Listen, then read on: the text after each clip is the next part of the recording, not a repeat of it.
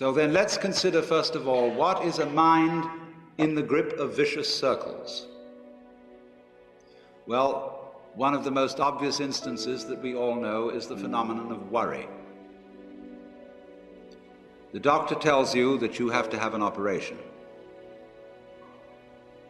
And that has been set up so that automatically everybody worries about it. But since worrying takes away your appetite and your sleep, it's not good for you. But you can't stop worrying, and therefore you get additionally worried that you are worrying. And then, furthermore, because that is quite absurd, and you are mad at yourself because you do it, you are worried because you worry because you worry. That is a vicious circle.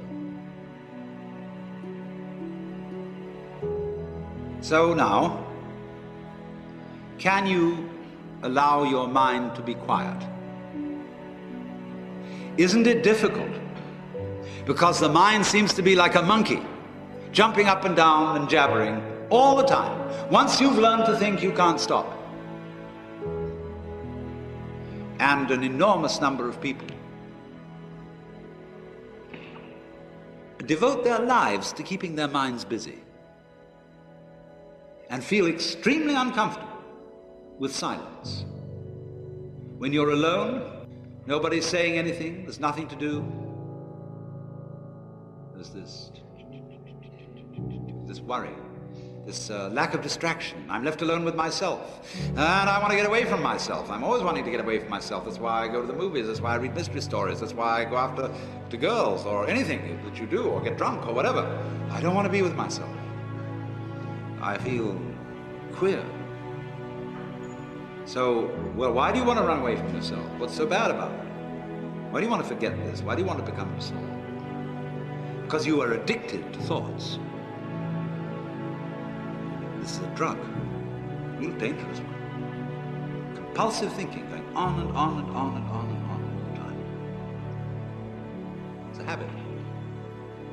So there's a difficulty about stopping that activity. And you really have to stop it if you want to be sane.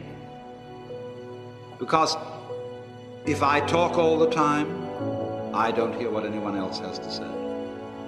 Then I'll end up in the situation of having nothing to talk about but my own talking. Or so in exactly the same way, if I think all the time, I won't have anything to think about except thoughts.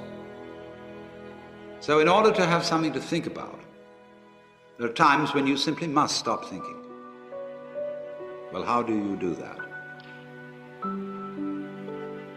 The first rule is don't try to. Because if you do, you will be like someone trying to make rough water smooth with a flat iron. And all that will do will stir it up.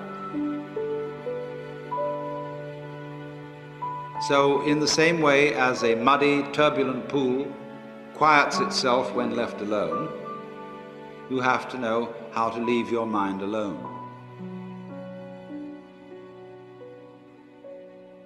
It will quiet itself.